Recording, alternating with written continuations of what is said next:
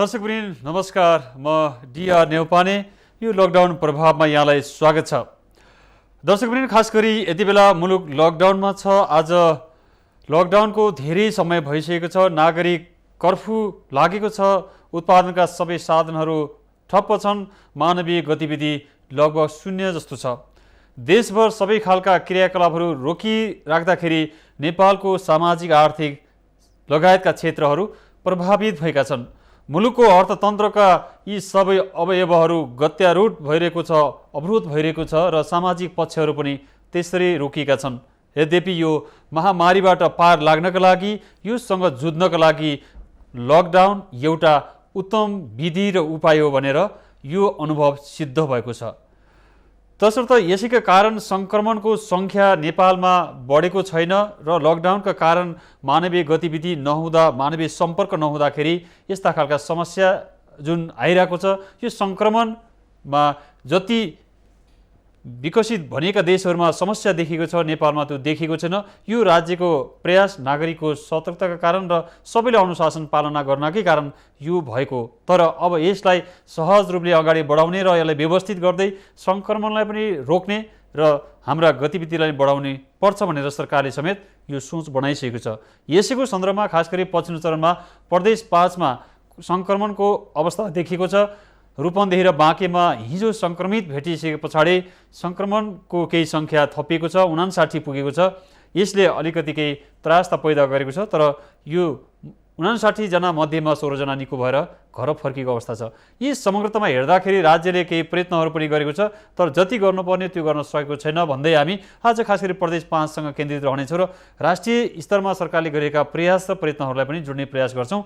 योसँग जोड्नका लागि आज हामीले खास गरी जोड्दैछौँ डाक्टर गोविन्द नेपाल। उहाँ विज्ञ हुनुहुन्छ। उहाँसँग समग्रतामा मुलुकको पछिल्लो अवस्थासँगै राज्यले गरिएका भूमिकासँगै प्रदेश 5 सँग हामी जोड्नेछौँ र त्यसै गरी 5 नम्बर प्रदेशका सामाजिक विकास मन्त्री सुदर्शन बरालसँग यसको जवाब खोज्नेछौँ र प्रदेश सरकारले गरिएका प्रयासहरूको बारेमा जान्ने र थपका दिनहरूमा के गर्दैछ प्रदेश सरकारले, सङ्क्रमण भेटिसकेका पछाडिका दिनहरूमा सरकारले के गर्दैछ भन्ने प्रश्न जोड्नेछौँ र खास गरी सङ्क्रमण रोक्न के गर्दैछ प्रदेश सरकारको यो आजको शीर्षकमा हामी जोड्दैछौँ डाक्टर गोविन्द नेपाल।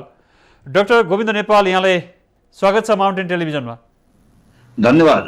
जस्तै यति बेला देशमा सङ्क्रमणको अवस्था हेऱ्यो भने 59 जनामा सङ्क्रमित भइराख्दाखेरि लकडाउनको आज 40औं दिनको वरिपरि पुगिराख्दाखेरि मुलुक एउटा ठप्प भएको छ र यसका लागि सरकारले गरेका प्रयासहरू कति परिणाममुखी भए, कति हुन सकेनन् र यो सँगै प्रदेश 5 लाई जोड्दाखेरि हामीले कसरी यसलाई चाहिँ बुझ्ने, नागरिकले कसरी यसलाई चाहिँ बुझ्ने र कसरी बुझाउन सकिन्छ?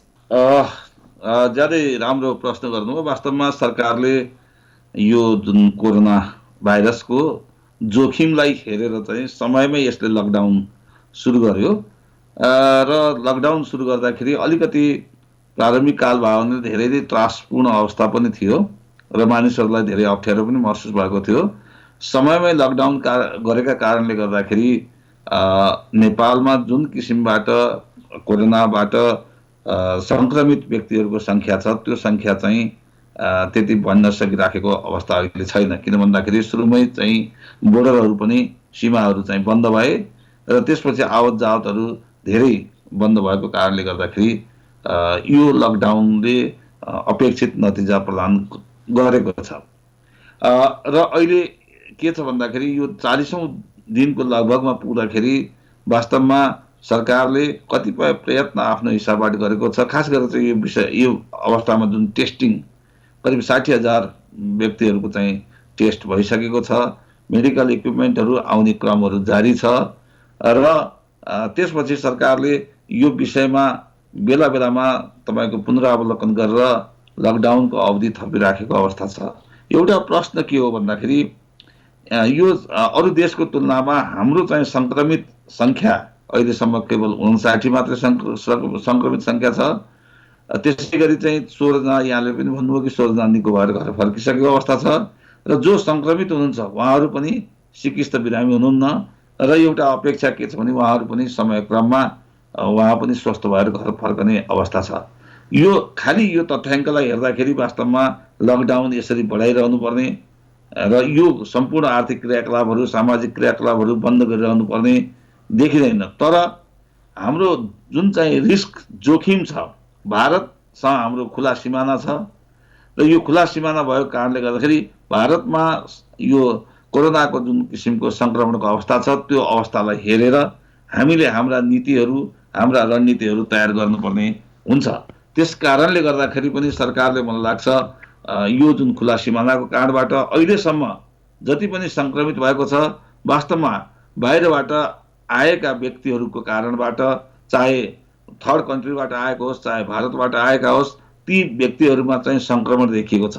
त्यसमाले बाहिरबाट जुन सङ्क्रमण बढी देखिएको छ त्यसलाई नियन्त्रण गर्नको निम्ति पनि बाहिरको अवस्थाको समेत मूल्याङ्कन गरेर घरेलु नीतिहरू तर्जुमा गर्नुपर्ने हुन्छ। त्यो एउटा राम्रो पार्ट हो। अर्को कुरा के हो भन्दाखेरि 40 दिनसम्म चाहिँ जुन चाहिँ लकडाउन भइसकेको अवस्थामा हामीले टेस्ट गर्ने जुन प्रक्रिया छ त्यसलाई चाहिँ अलि एकदमै चाहिँ छिटो स्पिडमा गर्न सकिराखेका छैनौँ। र अर्को यो चाहिँ विभिन्न क्षेत्रलाई चाहिँ छुट्याएर खास गरेर चाहिँ बढी सेन्सिटिभ एरियाहरूमा चाहिँ यो टेस्टलाई चाहिँ अगाडि बढाउने, खास गरेर सङ्क्रमण देखिएका क्षेत्रहरूमा यो तपाईँको टेस्टको कामहरू अगाडि बढेको छ। तर सङ्क्रमण नदेखिएका आर्थिक दृष्टिकोणले महत्त्वपूर्ण जनसङ्ख्याहरू बढी भएका क्षेत्रहरूमा पनि तपाईँको टेस्टका गतिविधिहरू चाहिँ व्यापक मात्रामा छिटोमा टेस्ट गरेर त्यो क्षेत्रलाई चाहिँ सुरक्षित रूपमा केही मात्रामा खोल्ने प्रक्रियामा हामी जानुपर्ने अवस्था छ। आज अब भन्नुहोस् न 25 गतेपछि फेरि यो लकडाउनको अवधि सकिँदैछ र हाम्रो आर्थिक क्षेत्रहरू जुन ठप्प छन्, सामाजिक कुराहरू जुन ठप्प छन्, त्यसले गर्दाखेरि सरकारलाई चाहिँ प्रेसर परिराखेको छ कि यसलाई खुकुलो बनाउनु पर्यो भन्ने प्रेसर परिराखेको छ। तर सरकारले यसलाई कसरी खोल्ने, किनभने विभिन्न भौगोलिक क्षेत्रहरूमा विभिन्न बस्तीहरूमा कोरोनाको स्थिति के छ, सङ्क्रमणको स्थिति के छ भनेर चाहिँ राम्रो टेस्टिङ नभइसकेको अवस्थामा सरकारले यसलाई कसरी खोल्ने, कुन क्षेत्र खोल्ने, कसरी जाने भन्ने कुरामा चाहिँ सरकारलाई चाहिँ अलिकति गाह्रो अवस्था छ। त्यसमाले हामीले यो यति लामो दिनसम्म चाहिँ वास्तवमा टेस्टका कुराहरू अगाडि बढाउन सक्नु पर्थ्यो। त्यो कुरा हामीले चाहिँ अलिकति कमजोरी रहेको हामी सबैलाई महसुस भएको छ। त्यसै गरी यो आपूर्ति व्यवस्थाहरूलाई चाहिँ सुदृढ गर्नको निम्ति, आपूर्तिको चेनहरू सुदृढ गर्नको निम्ति र देशका विभिन्न क्षेत्रलाई चाहिँ एउटा जोनिङ गरेर, खास गरेर चाहिँ सबभन्दा जोखिमपूर्ण क्षेत्र भनेको कुन हो, कम जोखिमपूर्ण क्षेत्र कुन हो र कुन क्षेत्रमा अलि बढी खुला गर्न सकिन्छ भन्ने हिसाबले चाहिँ यसको वर्गीकरण हुनुपर्ने पनि जरुरी थियो र त्यो वर्गीकरण पनि अझै भइसकेको छैन। किन वर्गीकरण नगरिकन र टेस्ट नगरिकन खोल्दाखेरि चाहिँ त्यहाँ फेरि 81 ठुला समस्याहरू उत्पन्न हुन्छ कि भन्ने डर पनि छ। मलाई लाग्छ सरकारले यसतर्फ विचार पनि गर्दै होला भन्छु। डाक्टर गोविन्द नेपालजी, खास गरी भारतसँग सीमा जोडिएका क्षेत्रहरू बढी जोखिममा छन्। यी क्षेत्रहरूमध्येमा खास गरी प्रदेश नम्बर 5 मा सङ्क्रमण भेटिएको थिएन। पछिल्लो चरणमा प्रदेश 5 मा पनि 2 जनामा सङ्क्रमण भेटिसके पछाडि अब हाम्रो प्रयत्न के हुनुपर्छ, सीमा क्षेत्रलाई अलि बढी संवेदनशील तरिकाले यसलाई चाहिँ अलिकति सिरियसली लिनुपर्ने हो कि होइन, प्रदेश सरकारको भूमिका के हुनसक्छ, यहाँले देखेको विषय चाहिँ के हो? मुख्य कुरो त अहिले सबभन्दा बढी भूमिका भनेको चाहिँ प्रदेश सरकारहरूको भूमिका र स्थानीय सरकारहरूको भूमिका चाहिँ अत्यन्त महत्त्वपूर्ण रहेको छ। खास गरेर चाहिँ जुन प्रदेशमा हाम्रो भारतसँग चाहिँ सीमा नाकाहरू छन् ती प्रदेशका सरकारहरूले ती सीमा नाकाहरूमा हाई अलर्टका साथ चाहिँ तपाईँको त्यहाँ निगरानी अथवा चाहिँ तपाईँको त्यहाँ चाहिँ त्यो गार्ड गर्नुपर्ने हुन्छ। उदाहरणको लागि केन्द्रीय सरकारका फोर्सहरूलाई त्यहाँ तैनाथ गरिनुपर्छ र त्यो यथेष्ट रूपमा पर्याप्त रूपमा त्यो तैनाथी हुनुपर्छ। किनभने खुला सिमानाको कारण एउटा निश्चित बाटोबाट मात्रै उनीहरू भित्रिने अवस्था छैन, विभिन्न चोर बाटाहरू हुनसक्छ जसले गर्दाखेरि त्यहाँ भित्रिने अवस्था हुन्छ र को भित्रियो भन्ने थाहा नहुने अवस्था हुन्छ। वास्तवमा बाहिरबाट भित्र आउनुमा नै ठुलो समस्या त होइन, तर आएका मान्छेहरूको लाई क्वारेन्टाइनमा राखेर तिनको स्वास्थ्य स्थिति अनुसार मात्रै तपाईँको फेरि चाहिँ समाजमा प्रवेश दिलाउनु महत्त्वपूर्ण कुरा हो। त्यसले गर्दाखेरि सम्पूर्ण सीमा नाकाहरू चाहिँ अहिले चाहिँ बोर्डर बन्द छ र बोर्डर अझ केही लामो समयसम्म बन्द गर्नुपर्छ। किन भन्दाखेरि त्यो बन्द गरिएन भने हामी चाहिँ ज्यादै ठुलो जोखिममा पर्छौँ। बन्द हुँदै पनि खास गरेर चाहिँ 5 नम्बर क्षेत्रले नवलपरासीबाट, भैरवाबाट, त्यसै गरी कपिलवस्तुबाट जुन नाकाहरू छ यी नाकाहरूमा चाहिँ एउटा सुरक्षा बललाई तैनात गर्नुपर्ने र राम्रोसँग त्यसमा निगरानी गर्नुपर्ने कुराहरू छ। र 5 नम्बर क्षेत्रले खास गरेर भर्खरै यो देखिए पनि 1-2टा मात्रै केस देखिए पनि तर जोखिमको हिसाबले चाहिँ यो जुन किसिमबाट चाहिँ 2 नम्बर क्षेत्र बढी जोखिमको छ, 1 नम्बर क्षेत्र पनि जोखिम छ, त्यसै गरी चाहिँ 5 नम्बर क्षेत्र पनि खास गरेर चाहिँ यो तराई एरियाहरू जोखिमको क्षेत्रभित्र पर्छ। त्यसमाले प्रदेश सरकारले चाहिँ आवश्यक यो चाहिँ स्वास्थ्य सामग्रीहरू, आवश्यक स्वास्थ्य पूर्वाधारहरू, आवश्यक स्वास्थ्य जनशक्तिहरू र त्यहाँ जुन ठाउँमा चाहिँ हामीले फेरि चाहिँ एरिया सिल गर्नुपर्ने अवस्था आउन सक्छ त्यहाँ आपूर्ति व्यवस्थालाई सहज गर्ने कुराहरू, यी कुराहरूमा चाहिँ सजगताका साथ 5 नम्बर सरकारले काम गर्नुपर्ने हुन्छ। अर्को कुरा 5 नम्बर क्षेत्र भनेको के भन्दाखेरि आर्थिक क्रियाकलापको क्षेत्र पनि हो। धेरै तपाईँ त्यहाँ इन्डस्ट्रीहरू पनि छन्, त्यसै गरी व्यापारिक कारोबारको सेन्टरहरू छ, जस्तो तपाईँको बुटोल भनौँ, भैरवाहरू भनौँ, त्यसै गरी चाहिँ नेपालगञ्ज भनौँ, धेरै एउटा कारोबारका क्षेत्रहरू पनि छ, आर्थिक क्रियाकलापका क्षेत्रहरू पनि छ। ती क्षेत्रहरूमा त्यो टेस्टलाई चाहिँ बढाएर त्यो कहाँ कति सुरक्षित छ त्यो अनुसार ती आर्थिक क्रियाकलापहरूलाई कुन ढङ्गबाट चाहिँ एउटा खोल्न सकिन्छ, एउटा चाहिँ तपाईँको स्वास्थ्य सम्बन्धी कुरालाई ध्यान दिएर खोल्न सकिन्छ, यो बारेमा पनि रणनीतिक तयारी चाहिँ 5 नम्बर क्षेत्रले गर्नुपर्छ। खालि लकडाउन मात्रै अथवा खालि चाहिँ त्यो जहाँ देखिन्छ समस्या त्यहाँ सिल गर्ने मात्रै यसको समाधान होइन। आर्थिक क्रियाकलापहरूलाई पनि कसरी चाहिँ एउटा सुचारू गर्न सकिन्छ, कसरी वैकल्पिक हिसाबबाट यसलाई सञ्चालन गर्न सकिन्छ, यस बारेमा पनि सरकारले तयारी गर्नुपर्छ भन्ने मलाई लाग्छ।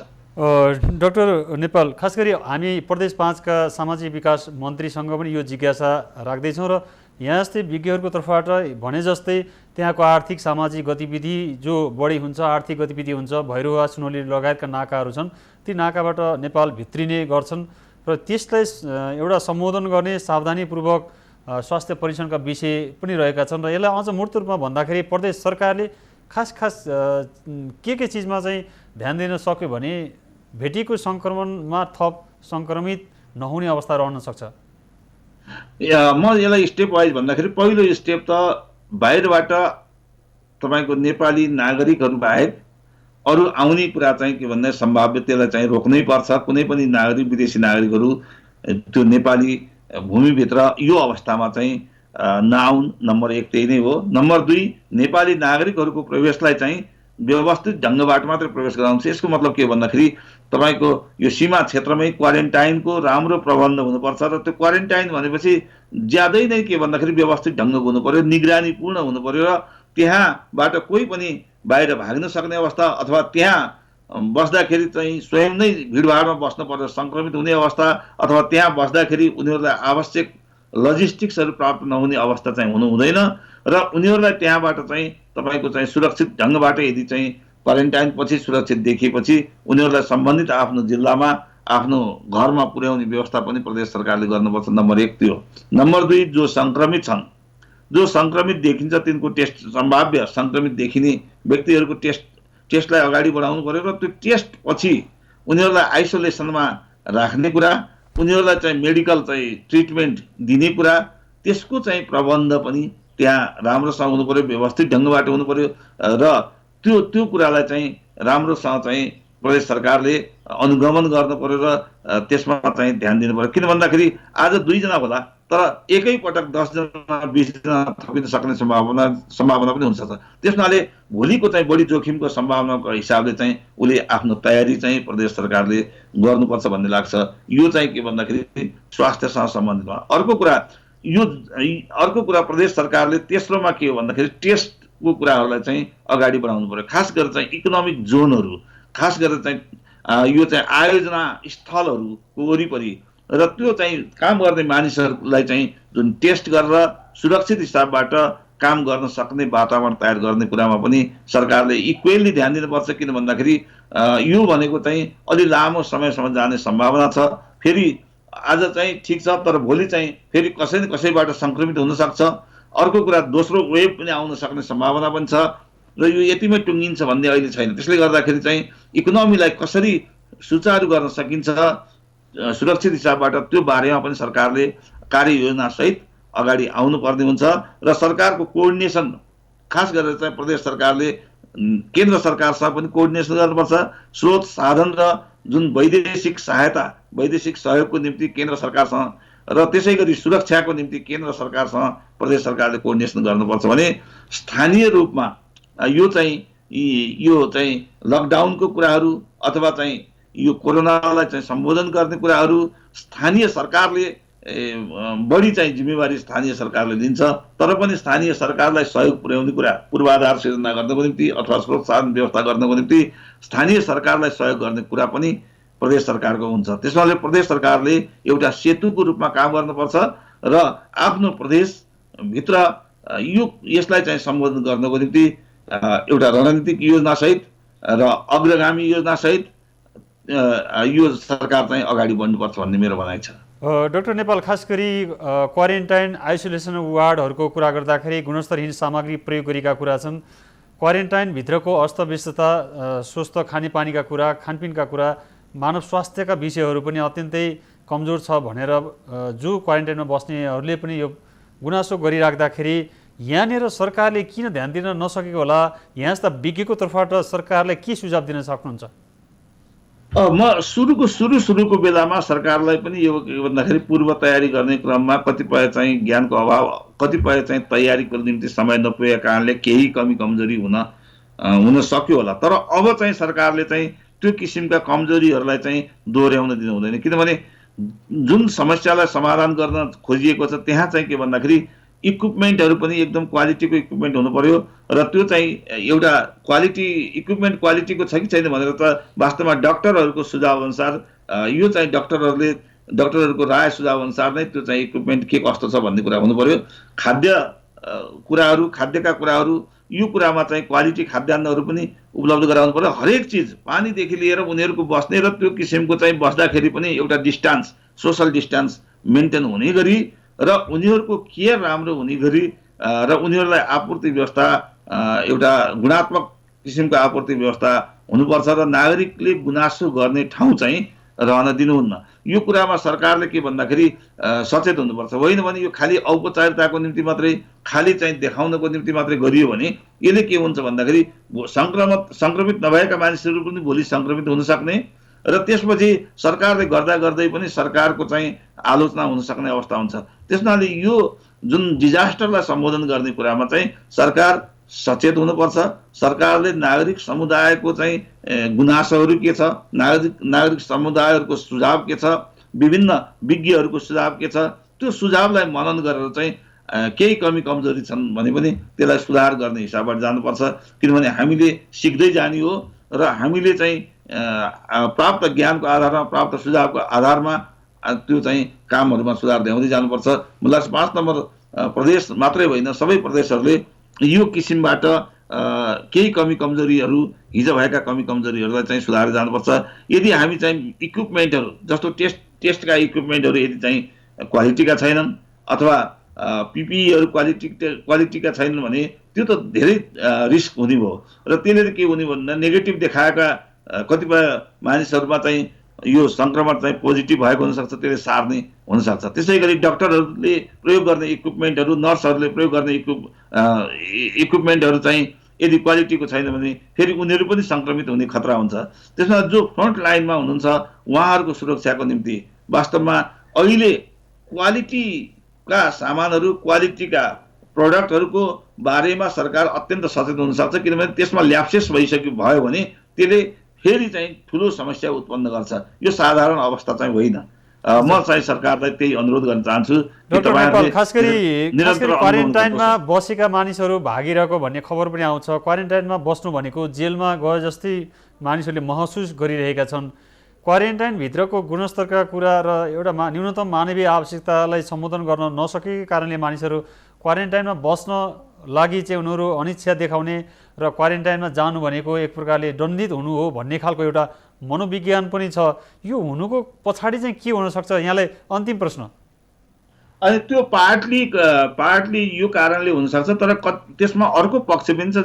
किन भन्दाखेरि जो क्वारेन्टाइनमा हुनुहुन्छ उहाँहरूलाई के लाग्न सक्छ भन्दाखेरि हामी चाहिँ स्वस्थ नै छौँ, अनावश्यक रूपमा यो चाहिँ 14-15 दिन अथवा चाहिँ 2 हप्ता 3 हप्ता किन क्वारेन्टाइनमा बस्ने, जति सक्यो चाँडो घर जाने आफ्नो परिवारसँग पुग्नको निम्ति चाहिँ उहाँहरूको चाहिँ उत्कट इच्छा पनि हुनसक्छ, दोहोरै हुनसक्छ। किन भन्दाखेरि एउटा मात्रै कारण होइन कि उहाँहरूले आफूलाई स्वस्थ महसुस गरेर आफू चाहिँ सङ्क्रमित छैन तर पनि मलाई चाहिँ यहाँ बस्नु चाहिँ एउटा बाध्यता किन भन्ने हिसाबले पनि उहाँहरू त्यहाँबाट फुत्किन खोज्नु भएको पनि हुनसक्छ। एउटा कारण यो पनि हुनसक्छ भने अर्को कारण यहाँले बताए चाहिँ त्यहाँको व्यवस्थापन चाहिँ राम्रो नभएका कारणले गर्दाखेरि पनि मानिसहरू चाहिँ त्यहाँबाट उम्कन सक्ने हुन्छ। तर एउटा चेतनाको कमीका कारणले पनि मानिसहरू चाहिँ क्वारेन्टाइनमा बस्न नचाहने हुनसक्छ। त्यसले गर्दाखेरि खालि हामी के गर्नु पर्यो भने सरकारको तर्फबाट चाहिँ व्यवस्थापन चाहिँ कमजोरी हुनु भएन, त्यो व्यवस्थापन चाहिँ राम्रो हुनु पर्यो। किनभने अब त पर्याप्त समय भइसक्यो, अब समय पुगेन भन्ने अवस्थै छैन।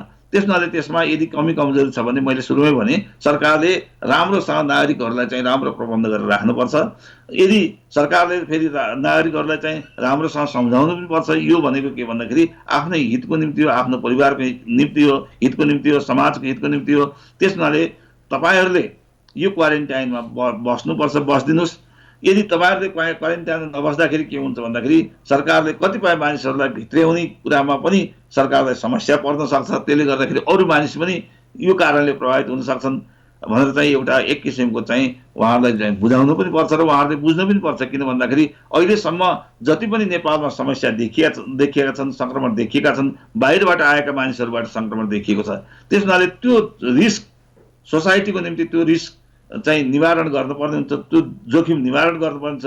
त्यो जोखिम निवारणको एउटा मात्रै उपाय के हो भन्दाखेरि निश्चित अवधिसम्म चाहिँ क्वारेन्टाइनमा राख्ने, उहाँहरूको टेस्ट गर्ने र टेस्ट पछि चाहिँ धेरै जसो केही व्यक्ति बाहेक धेरै जसो चाहिँ के भन्दाखेरि स्वस्थ भएको कारणले गर्दाखेरि एकदमै आफ्नो परिवारमा आफ्नो समाजमा जाने व्यवस्था गर्नुपर्छ। यसमा के भन्दाखेरि अन्डरस्ट्यान्डिङ हुनुपर्छ। सरकार तपाईँको नागरिक समाज र सम्बन्धित व्यक्ति जनताको बिचमा चाहिँ फुल अन्डरस्ट्यान्डिङ, पूर्ण समझदारी भएर हामी अगाडि बढ्न सक्छौँ। कमजोरी विभिन्न हुनसक्छ तर त्यसलाई चाहिँ सुधार्न पर्ने र त्यसलाई चाहिँ रचनात्मक सुझावको माध्यमबाट चाहिँ सहयोग गरेर अगाडि बढ्नुपर्छ। अहिले हामी चाहिँ यो चाहिँ तीनटा पक्षको बिचमा कन्फ्लिक्ट, तीनटा पक्षको बिचमा विवाद गऱ्यौँ भने यो यति ठुलो समस्या छ कि हामीलाई समाधान गर्न कठिन हुन्छ। हजुर, डाक्टर गोविन्द नेपाल अत्यन्तै महत्त्वपूर्ण विचार राखिदिनु भयो। यहाँलाई धेरै धेरै धन्यवाद। धन्यवाद यहाँलाई पनि।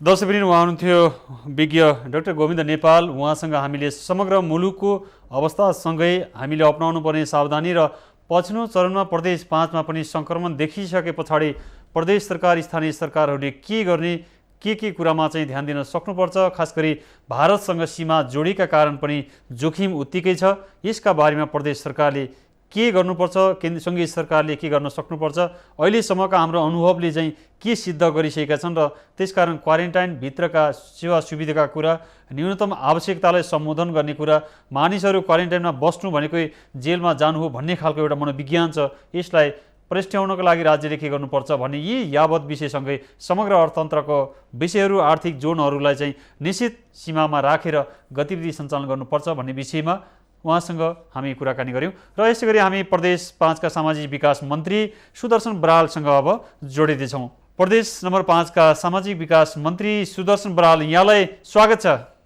उहाँसँग हामी जोडिने प्रयास गरिरहेका छौँ। दर्शकवृन्द, खास गरी हिजो मात्रै प्रदेश 5 का 2वटा जिल्ला रूपन्देही र बाँकेमा सङ्क्रमण भेटिसके पछाडि प्रदेश नम्बर 5 पनि जोखिममा छ भन्ने सङ्केत देखिसकेको छ। खतराको घन्टी बजिसकेको छ। लकडाउनको पालना यदि गर्न सकेन भने सङ्क्रमणले फेरि ठुलो रूप लिन सक्छ। सरकारले लकडाउन गर्नु उसको बाध्यात्मक अवस्था हो, त्यसलाई नागरिकले संयमता साथ पालना गर्न सक्नुपर्छ। गर्न सकिएन भने भारतसँग सीमा जोडिएको यो क्षेत्र पनि उत्तिकै जोखिम बढ्दै जानेछ र भोलिका समस्याहरू, मानवीय क्षतिका ती दुर्घटनाहरू पनि आउन सक्छन्। तसर्थ हामीले संयमता अपनाउन सक्नुपर्छ। प्रदेश स्थानीय सरकारहरू सबैभन्दा बढी सक्रिय बन्न सक्नुपर्छ र जसले यसलाई निरुत्साही गर्न सकोस् र नागरिकको दैनिकी पनि चलोस्। राहतका अभावमा श्रमजीवी वर्गहरू भोकले छटपटाउन नपरोस्। राहतका नाममा हुने बदमासीहरूका बारेमा नागरिक खबरदारी गर्न सकोस्। यी यावत विषयमा हामी रहेर प्रदेश 5 सँग जोडिन्छौँ। प्रदेश 5 का सामाजिक विकास मन्त्री सुदर्शन बराल, यहाँलाई स्वागत छ माउन्टेन टेलिभिजनमा। हजुर, धन्यवाद। हिजो मात्रै प्रदेश नम्बर 5 का 2वटा जिल्ला, खास गरी बाँके र रूपन्देहीमा सङ्क्रमण भेटिसके पछाडि प्रदेश 5 पनि अब अछुतो रहेन। सङ्क्रमणको एउटा घन्टी बजिसके पछाडि यहाँहरूले यसबाट जोगिनको लागि, सङ्क्रमणलाई बढ्न नदिनको लागि र रोकथामका लागि के गरिराख्नु भएको छ, खास गरी नाका धेरै भएको प्रदेश 5 को हकमा कुरा गर्दाखेरि? पहिलो कुरा चाहिँ जो हामीले सङ्क्रमितहरू चाहिँ पत्ता लगायौँ बाँके र रूपन्देहीका, उहाँहरू दुवैजनालाई प्रदेश सरकारबाट निर्माण गरिएको आइसोलेसन हस्पिटलमा भर्ना गरिसकिएको छ र उहाँहरूको अवस्था नर्मल अवस्थामा छ। स्वास्थ्य कर्मीहरूको निरन्तर निगरानीमा हुनुहुन्छ र आज बिहानैदेखि उहाँहरूको केस हिस्ट्री लिने काम सकिएको छ र जुन नेपालगञ्जमा फेला पर्नु भएको सङ्क्रमित हुनुहुन्छ उहाँले यसभन्दा अगाडि हामीले उहाँहरूलाई हस्पिटलमा ल्याउनुभन्दा अगाडि जति मान्छेहरूसँग उहाँहरूले भेटघाट गर्नुभयो, खास गरिकन उहाँ चाहिँ मद्रसाको टिचर मौलाना भएको कारणले उहाँले मद्रसामा पढाउने र विभिन्न घरमा समेत गएर पढाउने गरेको कारणले उहाँसँग भेटघाटमा आएका, उहाँको क्लोज कन्ट्याक्टमा रहेका झन्डै 100 जनाको लिस्ट हामीले तयार गरेका छौँ र आजैबाट ती सम्बन्धित 100 जना मान्छेको स्वाब लिने कामका लागि चाहिँ हाम्रो टोली मुभ भइसकेको छ। त्यसै गरी चाहिँ जो रूपन्देहीको कोटैमाईमा क्वारेन्टाइनमा रहनुभएका युवा हुनुहुन्छ, उहाँको सम्पर्कमा भएका 12-15 जना मान्छेको पनि क्लोज कन्ट्याक्ट भएका, उहाँ चाहिँ क्वारेन्टाइनमा सुरुमै क्वारेन्टाइन बसेको कारणले चाहिँ धेरै मान्छेसँग उहाँको क्लोज कन्ट्याक्ट हुन सकेको छैन।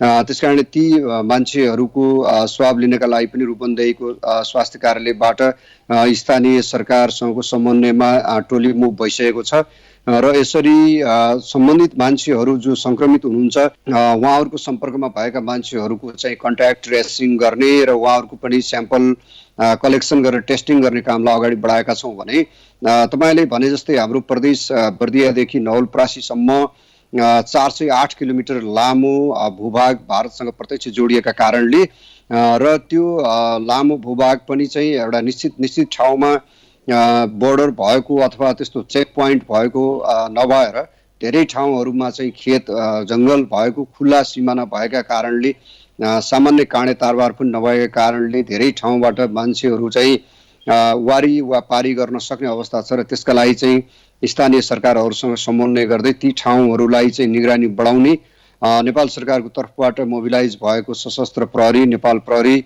र नेपाल आर्मीको ब्याकिङ समेत रहेको छ। यो सबैको संयोजनमा चाहिँ नाकाहरूको निगरानीलाई बढाउने काम गरेका छौँ भने हामीले हालसम्म चाहिँ भारत र तेस्रो मुलुकबाट प्रदेशमा प्रवेश गरिसक्नु भएका झन्डै 25,000 को नामावली सङ्कलन भएको छ।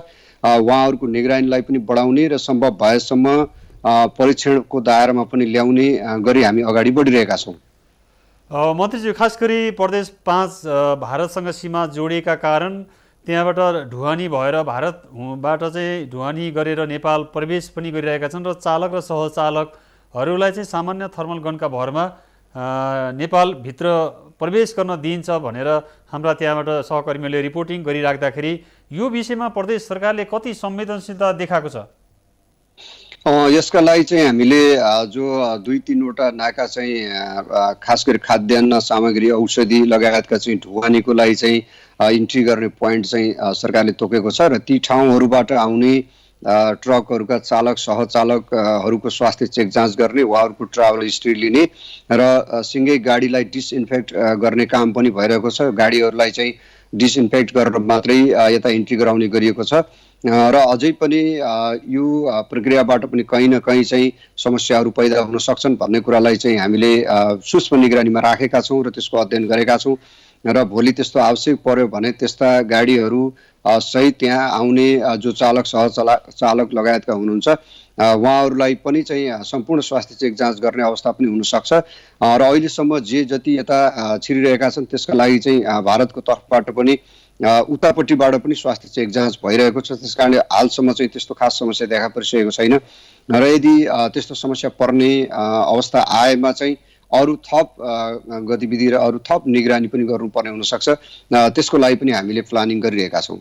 मन्त्रीज्यू, खास गरी प्रदेश 5 मा विशेष गरी कोरोना अस्पतालहरू पनि यहाँले सञ्चालन गर्नुभएको छ र जस्तै थुप्रै राप्ती स्वास्थ्य विज्ञान प्रतिष्ठानको भित्र कुरा होला, बेलझुन्डी कोरोना अस्पताल होला, नेपालगञ्ज बुटु लगायतका यी अस्पतालहरूको चाहिने इक्विपमेन्ट र त्यसपछि जनशक्ति पर्याप्त छैन भन्ने समस्याहरू यी आइराखेका थिए। यसलाई कसरी सम्बोधन गरिराख्नु भएको छ यति बेला प्रदेश 5 मा पनि कोरोनाको प्रवेश भइसक्दाखेरि? अहिले जो प्रदेश सरकारले निर्माण गरेको चाहिँ 4वटा डेडिकेटेड कोरोना डेडिकेटेड हस्पिटल छ हामीसँग। बाँकीको खजुरामा रहेको क्यान्सर हस्पिटललाई हामीले चाहिँ कोरोना विशेष अस्पताल बनाएका छौँ भने दाङको बेलझुन्डीमा रहेको आयुर्वेदिक अस्पताललाई पनि हामीले त्यसरी नै निर्माण गरेका छौँ। त्यसै गरी लुम्बिनी प्रादेशिक अस्पतालका लागि चाहिँ धागो कारखानामा र भैरवाको भीम अस्पतालमा चाहिँ आइसोलेसन हस्पिटल निर्माण भएको छ। यी सबै हस्पिटलहरूमा अहिले तत्कालको समस्यालाई चाहिँ केस म्यानेजमेन्टको लागि हामीलाई जति उपकरण आवश्यक पर्ने हो त्यो पर्याप्त नै छ। चाहे चाहिँ आइसियुको कुरा होस्, चाहे भेन्टिलेटरको कुरा होस्, चाहे चाहिँ अक्सिजन सप्लाई लगायतका सामग्रीहरू हामीसँग अहिले तत्कालका लागि पर्याप्त छ। त्यसै गरी यसलाई ह्यान्डल गर्नका लागि जनशक्ति पनि पर्याप्त छ।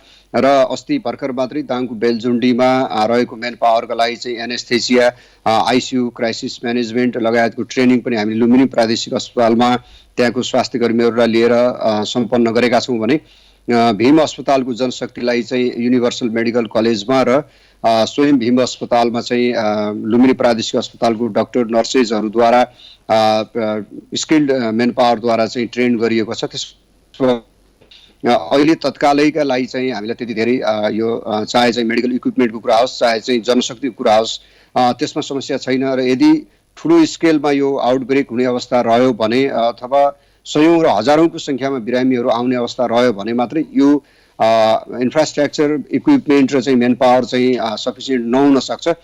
त्यति बेलाका लागि हामीले थप अस्पताललाई पनि चाहिँ आइसोलेसन हस्पिटलको रूपमा चाहिँ विस्तार गर्ने गरी हामीले सोचेका छौँ। तर अहिले तत्कालका लागि यो 4वटा अस्पतालमा चाहिँ हामीले निर्माण गरेको 230 भन्दा माथिको चाहिँ जनरल बेड, 20 भन्दा माथिको हाम्रो आइसियु र 10 भन्दा माथिको चाहिँ हामीसँग भेन्टिलेटर छ। यो इक्विपमेन्ट र मेन पावर इन्फ्रास्ट्रक्चर अहिले तत्कालका लागि चाहिँ हामीसँग पर्याप्त रहेको म यहाँबाट जानकारी गराउन चाहन्छु।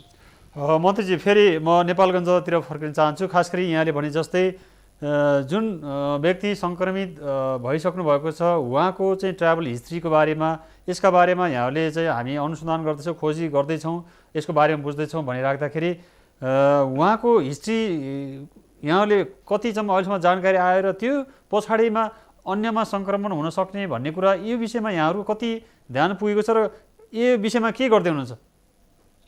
मैले तपाईँलाई सायद सुरुमा पनि यो विषयमा बोलेको छु कि उहाँ जो मौलाना साहब हुनुहुन्छ उहाँ चाहिँ भारतबाट आइसकेपछि विभिन्न मद्रसाहरूमा गएर पढाएको र विभिन्न घरमा समेत गएर चाहिँ यो नमाज पढ्ने लगायतमा सहभागी भएको उहाँको ट्राभल हिस्ट्रीले देखाएको छ। र त्यसरी उहाँसँग क्लोज कन्ट्याक्टमा भएका झन्डै 100 जना मान्छेहरूको लिस्ट तयार भएको छ।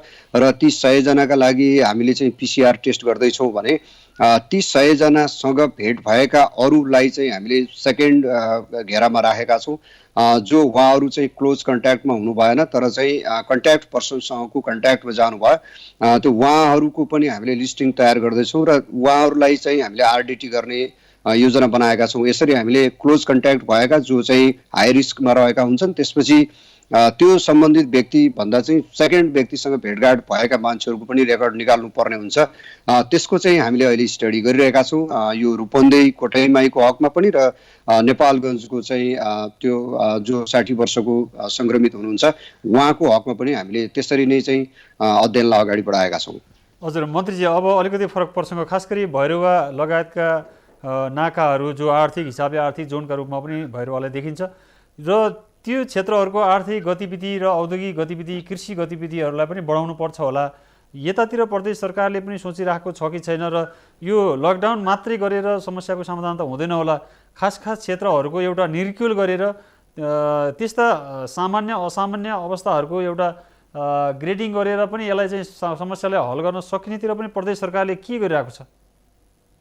त्यो बारेमा चाहिँ प्रदेशको समग्र अर्थतन्त्रलाई चाहिँ अगाडि बढाउनका लागि लकडाउनको यो डिसिप्लिनलाई पनि मेन्टेन गर्दै फेरि यहाँको विकास निर्माण उत्पादन र आर्थिक गतिविधिलाई पनि निरन्तर अगाडि बढाउनका लागि हामीले लगातार प्रयत्न गरिरहेका छौँ। त्यस अन्तर्गत प्रदेशमा सञ्चालित विभिन्न विकास निर्माणका आयोजनाहरू जहाँ चाहिँ लोकल लेबरद्वारा चाहिँ ती आयोजनाहरू सम्पन्न हुन सक्छन्, धेरै मान्छेहरूको भिडभाड र आवत जावत नगरिकन गर्न सकिने आयोजनाहरू छन्, ती आयोजनाहरूलाई कन्टिन्यू गर्नका लागि हामीले भनिसकेका छौँ र स्थानीय प्रशासन र स्थानीय सरकारले त्यस्ता आयोजनाहरू सञ्चालन गर्न, त्यहाँको लेबरहरूलाई काम गर्न चाहिँ वातावरण बनाउनका लागि हामीले भनिरहेका छौँ र धेरै आयोजना तथा प्रोग्रामहरू सुरु भएका पनि छन्। त्यसै गरी कृषिजन्य सामग्रीहरू चाहिँ उत्पादित कृषिजन्य सामग्रीहरू, चाहे दुध होस् चाहे तरकारी फलफुलहरू होस्, त्यसलाई चाहिँ स्थानीय मार्केटमा पुर्याउनका लागि पनि हामीले समन्वय गरिरहेका छौँ। त्यस्ता गाडीहरूलाई चाहिँ पासहरू उपलब्ध गराउने र उनीहरूले चाहिँ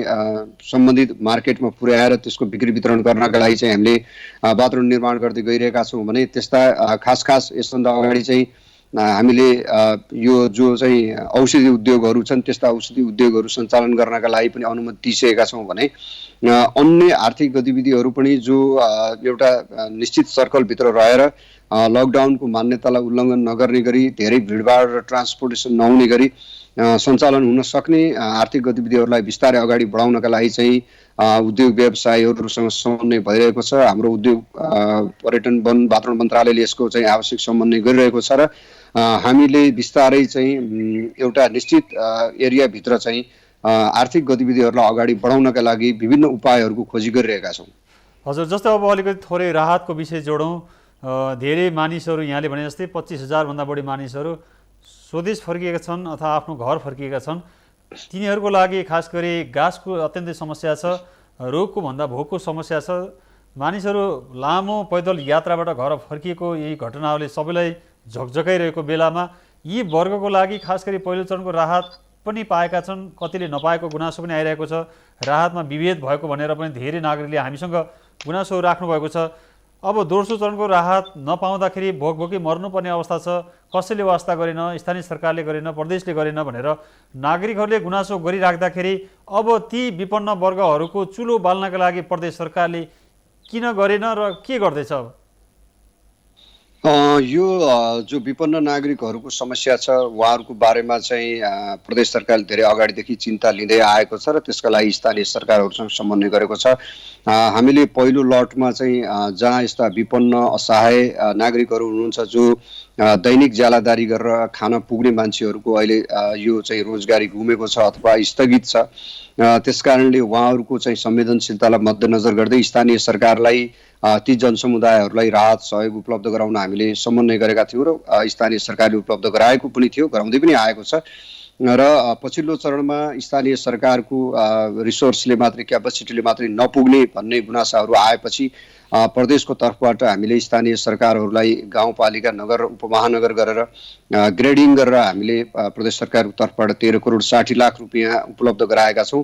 त्यसमा चाहिँ हामीले नेपालगञ्ज र सिद्धार्थनगर नगरपालिका जो डाइरेक्ट चाहिँ बोर्डरसँग जोडिएका चाहिँ पालिकाहरू छन् र धेरै ठुलो एक्जिट पोइन्ट पनि हो यो, त्यसका लागि एक्स्ट्रा 5 लाख रुपियाँ हामीले थपेर पठाएका छौँ र अहिले त्यसबाट जसोतसो म्यानेज गर्दै जानुभएको छ। तर तपाईँले भने जस्तो एउटा जटिलता के देखा परेको छ भने लकडाउन निकै लामो लम्बिँदै जाँदाखेरि हिजो चाहिँ डेली चाहिँ काम गरेर खाने मान्छेहरूको मात्रै चाहिँ, त्यस्ता मजदुरहरूको मात्रै समस्या थियो भने अब थोरै समय चाहिँ खाना पुग्ने, घरमा रसद पानीहरू जम्मा गरेका मानिसहरूको पनि 1-1.5 महिना लामो चाहिँ बन्दाबन्दीका कारणले चाहिँ खाद्यान्नहरू, रसद पानीहरू सकिँदै जाने अवस्था आएको छ।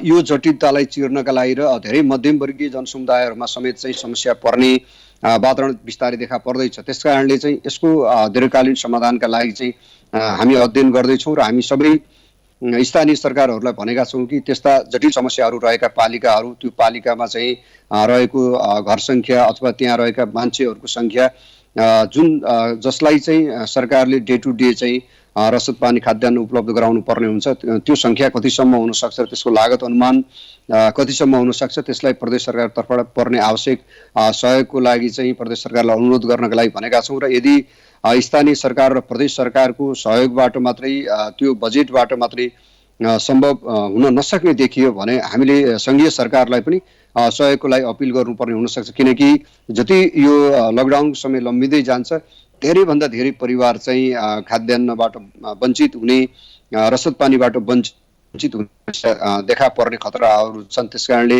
हामीले सङ्घीय सरकारलाई पनि यस बारेमा आवश्यक समन्वय गरिरहेका छौँ र त्यस्तो स्थिति आयो भने हामीले सहयोगको लागि नै चाहिँ सङ्घीय सरकारलाई अनुरोध गर्नुपर्ने हुनसक्छ। र यद्यपि अहिलेसम्म थुप्रै सामाजिक सङ्घ संस्था व्यक्तित्वहरूले पनि चाहिँ त्यस्ता असहाय मानिसहरूलाई विपन्नहरूलाई राहत सहयोग गरिराख्नु भएको छ र अहिलेसम्मको अवस्था चाहिँ जसो तसो थेगिएको छ। केही ठाउँहरूमा गुनासाहरू त छन्, तर त्यसका बावजुद मूल रूपमा चाहिँ हामीले समस्याको समाधान गरेका छौँ। मन्त्रीज्यू, खास गरी भैरवामा सिद्धार्थ नगरपालिकामा नागरिकता नभएका कारणले ती विपन्न वर्गहरूले राहत नपाएको भनेर हामीसँग त्यस्तो गुनासो गर्नुभएको छ र स्थानीय सरकारले चाहिँ विभेद गरेको छ। नागरिकताकै कारण हामी भोकै मर्नुपर्ने भएको छ भनेर सिद्धार्थ नगरपालिकाका ती विपन्न वर्गले हामीसँग गुनासो गर्नुभएको छ। अब ती एउटा प्रतिनिधिमूलक पात्र मात्रै हुन्। यस्ता पात्रहरूको लागि यहाँ आफै सामाजिक विकास मन्त्री हुनुहुन्छ, अब ती वर्गका लागि के गर्नुहुन्छ? नागरिकताकै कारण चाहिँ उनीहरू भोकभोकै मर्नुपर्ने हो कि के गर्नुपर्ने हो? प्रदेश सरकारले के जवाब दिन्छ यो विषयमा? यसमा चाहिँ तपाईँले जो सुनाउनु भएको कुरा चाहिँ सुरुवाती चरणमा हो जस्तो लाग्छ। सुरुवाती चरणमा अलिकति चाहिँ राहत उपलब्ध गराउँदाखेरि थोरै कन्फ्युजन पनि भयो कि कस्तो मान्छेहरूलाई राहत उपलब्ध गराउने। भोलि राहत उपलब्ध गराएको विषयमा चाहिँ त्यो महालेखाबाट वा अन्य विभिन्न सुपरभिजन गर्ने चाहिँ ओभरसाइट एजेन्सीहरूबाट चाहिँ त्यसको बेरुजु निस्कन्छ कि भन्ने जस्ता चर्चा पनि भएको कारणले केही कन्फ्युज भएको कुरा सत्य हो। तर पछिल्लो चरणमा चाहिँ नागरिकता वा त्यस्तो चाहिँ आइडेन्टिटी कार्डलाई मात्रै आधार नबनाएर जुन एरियामा रहेका जो मतलब चाहिँ विपन्न छन् भनेर त्यहाँको चाहिँ स्थानीय कम्युनिटीले अथवा त्यहाँको वडाका चाहिँ जनप्रतिनिधिहरूले भेरिफाई गर्न सक्ने मानिसहरूका लागि चाहिँ सबैलाई राहत रकम वा सामग्री चाहिँ हामीले उपलब्ध गराएका छौँ। स्थानीय सरकारले उपलब्ध गराएको छ। सिद्धार्थ नगरमै चाहिँ भारत जान थालेका भारतीय नागरिकहरू चाहिँ 157 जना भन्दा बढीलाई झन्डै 17-18 दिनसम्म राखेर सिद्धार्थनगर नगरपालिकाले नै उहाँहरूलाई चाहिँ भरण पोषण गरेको छ र अस्ति मात्रै उहाँहरूलाई चाहिँ बिदा गरेर भारत पठाइएको छ। त्यसो भएको हुनाले नागरिकताकै आधारमा कसैलाई वञ्चित गरिएको छैन। यद्यपि सुरुवाती चरणमा केही कन्फ्युज भएको कुरा हो र अहिले त्यो छैन। र जहाँसम्म चाहिँ यो राहत वितरणको बेलामा चाहिँ पक्षपात भएको छ राजनीतिक आस्थाका आधारमा वा अरू विभिन्न आधारमा चाहिँ मतलब चाहिँ भेदभाव भएको छ भन्ने प्रकारका जुन गुनासाहरू आएका छन् त्यसलाई हामीले नजिकबाट चाहिँ मोनिटरिङ गरिरहेका छौँ। खास एकाध ठाउँमा चाहिँ कतिपय ठाउँमा कन्फ्युज भएका कारणले कतिपय ठाउँमा चाहिँ राजनीतिक आस्थाका आधारमा पनि सामान्य चाहिँ आग्रह पूर्वाग्रह भयो कि भन्ने खालका चाहिँ गुनासाहरू चाहिँ हामीले पनि सुन्यौँ। तर वास्तविकतामा त्यस्तो भएको छैन र जो सम्बन्धित पीडितहरू हुनुहुन्छ उहाँहरूले राहत पाइराख्नु भएको छ। खालि चाहिँ हाम्रो सामाजिक एउटा मनोविज्ञान पनि छ कि निःशुल्क रूपमा लिनका लागि चाहिँ कुन तहका मान्छेहरू चाहिँ राहतका लागि उपस्थित हुने, कुन तहसम्मको मानिसहरूले आफूले चाहिँ राहत लिने। राहत मतलब चाहिँ निःशुल्क कुरा पाउँदाखेरि चाहिँ सबैलाई नै राम्रो कुरा हो। तर राहत भनेको कुरा चाहिँ अत्यन्तै समाजको तल्लो वर्गको पिछडिएको वर्गको मानिसले जसले राहत नभएमा चाहिँ भोकै मर्ने अवस्था छ त्यस्तो मानिसले मात्रै पाउने कुरा हो। यो राहत भन्ने कुरा चाहिँ सबैको लागि हक अधिकारको कुरा। जति पनि मानिस छन् ती सबैले चाहिँ राज्यबाट प्राप्त गर्नुपर्छ, समान ढङ्गले पाउनुपर्छ भन्ने कुरा होइन। हजुर मन्त्रीज्यू, जस्तै यहाँले राख्नुभयो अत्यन्तै महत्त्वपूर्ण विचार।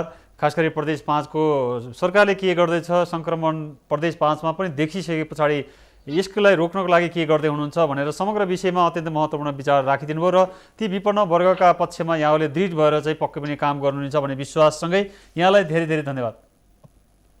हजुर धन्यवाद।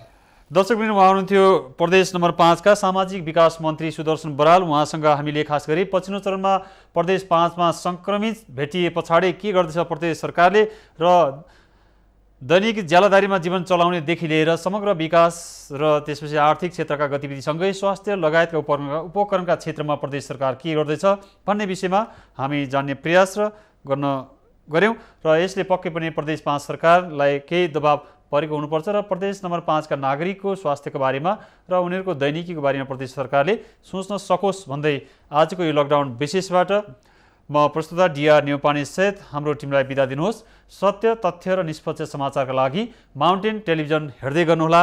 नमस्कार।